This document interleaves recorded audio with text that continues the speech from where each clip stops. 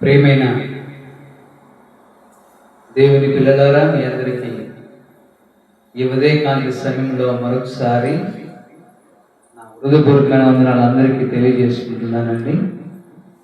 యథావిధిగా దేవుడు మరలా ఈరోజు ఉదయకాంతి సమయంలో మనలందరినీ సమకూర్చి తన వాక్యం చేత మరో వాగ్దానాన్ని అందించి బలపరచాలనుకున్న దేవునికి మహిమ కలుగును గాక.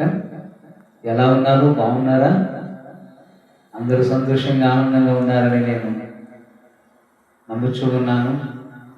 దినదిన వాగ్దానముల చేత బలపరచబడుతున్నారని సంతోషిస్తూ ఉన్నాను. ఇది కదండి దేవుని ప్రణాళిక. దీన్ని బట్టి ఈరోజు దేవుడు మనకు ఇచ్చిన వాగ్దానాన్ని ముందుగా చదువుకున్నటకు, ధ్యానించేటకు దేవుడు ఇచ్చిన కృపణకై అనంత స్తోత్రాలను చెల్లిస్తూ చిన్న ప్రార్థన చేసుకుని ముందు నా కార్యక్రమాలకు మనం ఆరాధిద్దాం. పరిశుద్ధుడా, ప్రేమ గల తండ్రి, యేసయ్యా మీ నామానికి వందనాలు, స్తుతులు, స్తోత్రాలు చెల్లిస్తున్నాను. దేవుడు ఉదయకాంతి సమయంలో నీ పిల్లలు మరలా యూట్యూబ్ ఛానల్ ద్వారా ఈ ఉదయకాంతి సమయంలో నాయన వాక్య సందేశం వినాలని ఎంతమంది ఆశ్చర్యపడుతూ వేగిరి పడుతూ మీ సన్నిధిలో ఉన్నారు. వారందరినీ నాయన మీరు ఆశీర్వదించండి. వినగలిగే చెవులను, గ్రహింపగలిగిన ఆత్మను సహాయం చేయండి. అలాగే నీ దాసులను నన్నుకునే సిరుసాత్మ మరుగుపరచారు. మెన్నైన మాటల చేత ఒకరినొకరు ఆదరించుకొని బలపరచబడి కృప దయచేయండి. ఉదయకాలపు వాగ్దానంతో మమ్మల్ని ఆశీర్వదించమని ముందుకు నడిపించిన నామాన్ని మేము తెచ్చుకోండి. యేసయ్య శక్తి గల నామమును బట్టి ప్రార్థిస్తున్నాను తండ్రి, ఆమేన్. పిల్లలే, ఈరోజు దేవుడిచ్చిన వాగ్దానాన్ని బట్టి మనం కొన్ని మాటలు చదువుకొని ప్రభు నామాన్ని గణపరుచుకుందాం. ద్వితీయోపదేశకాండం 28వ అధ్యాయం మొదటి నుంచి కొన్ని వచనాలు నేను మీకు చదివి వినిపిస్తాను. పిల్లలు, నీవు నీ దేవుడిని యెహోవా మాట శ్రద్ధగా విని నేడు నేను నీకు ఆజ్ఞాపించుచున్న ఆయన ఆజ్ఞలన్నిటినీ అనుసరించి నడుచుకొనిన ఎడల నీ దేవుడైన యెహోవా భూమి మీద ఉన్న సమస్త జనుల కంటే నిన్ను హెచ్చించును. నీ దేవుడైన యెహోవా మాట వినిన ఎడల ఈ దీవెనలన్నీ నీ మీదికి వచ్చి నీకు ప్రాప్తించును. నీవు పట్టణంలో దీవించబడదువు, పొలములో దీవించబడదువు. నీ గర్భఫలం, నీ భూఫలం, నీ పశువులు, మందలు, నీ దుక్కిటి ఎద్దులు, గొర్రెలు, మేకలు, మందలు దీవించబడను. నీ గంపయు పిండి పిసుకు తొట్టియు దీవింపబడదు. నీవు లోపలికి వచ్చినప్పుడు దీవించబడదు, వెలుపలికి వెళ్ళినప్పుడు దీవించబడదు. నీ మీద పడు నీ శత్రువులను యెహోవా నీ ఎదుట హతమగునట్లు చేయును. వేరొక త్రోవన నీ మీదికి బయలు తేలి వచ్చి 7 త్రోవలు నీ యొద్ద నుండి పారిపోవదు. నీ కోట్లలో నీవు చేయు ప్రయత్నములన్నిటిలోనూ నీకు దీవెన కలుగునట్లు యెహోవా ఆజ్ఞాపించును. నీ దేవుడైన యెహోవా నీకు ఇస్తున్న దేశంలో ఆయన నిన్ను ఆశీర్వదించు.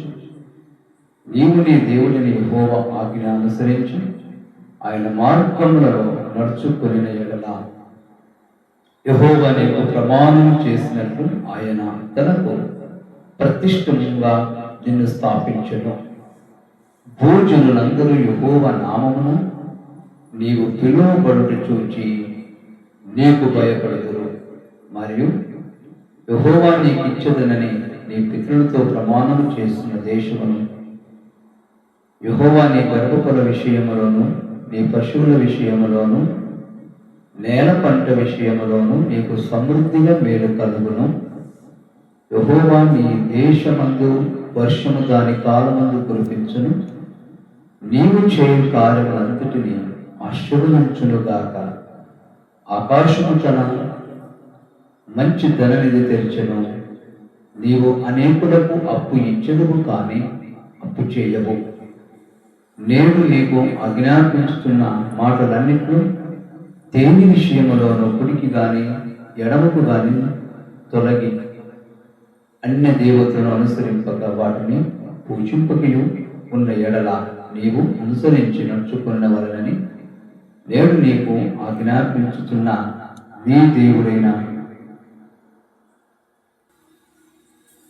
ఈ వాక్యముల చేత మనం ఈ దినము ఆదరించబడి ఉన్నాము. ప్రియులారా, మోషే చేత దేవుడు అనాది కాలంలో ధర్మశాస్త్రంలో రాయబడిన మాటలు చేత ఈరోజు నీవు నేను మనందరం హెచ్చరింపబడడానికి మరలా ఆయన ఉన్నతమైనటువంటి స్థితిని మనకు అనుగ్రహించి ఆయన మాట శ్రద్ధగా విని ఆయన ఆజ్ఞలను గైకొని ఆయనకి ఇష్టకరమైన జీవితమును జీవిస్తూ దేశవ్యాప్తంగా ప్రభు కొరకే ఘనతగా మనం వాడబడాల, జీవించబడాల, ఆశీర్వదింపబడాలనే మాటలు మోషే చేత దేవుడు రాయించాడు. ప్రియులారా, అందుకే ఆయన అంటున్నాడు, ప్రతి విషయంలో నేను దీవిస్తాను, తలగా నియమిస్తాను, తోకగా నియమించాను. నీ శత్రువులు ఎదుట నేను ఎవరు త్రోవలు తెలుస్తాను. అప్పు ఇచ్చేవాడిగా చేస్తాను, తీసుకునేవాడిగా చేయి.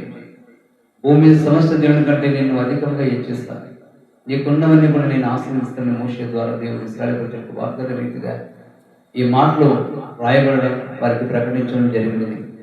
అదే రీతిగా నా ప్రియమైన దేవుని పిల్లరా, నీవు కూడా ఆయన మాట శ్రద్ధగా విని ఆయనతో పాటు నడవగలిగితే, ఆయన ఆజ్ఞను అనుసరించి నడవగలిగినట్లయితే ఆత్మదేవుడు మనల్ని తన ఆత్మశక్తితో నింపి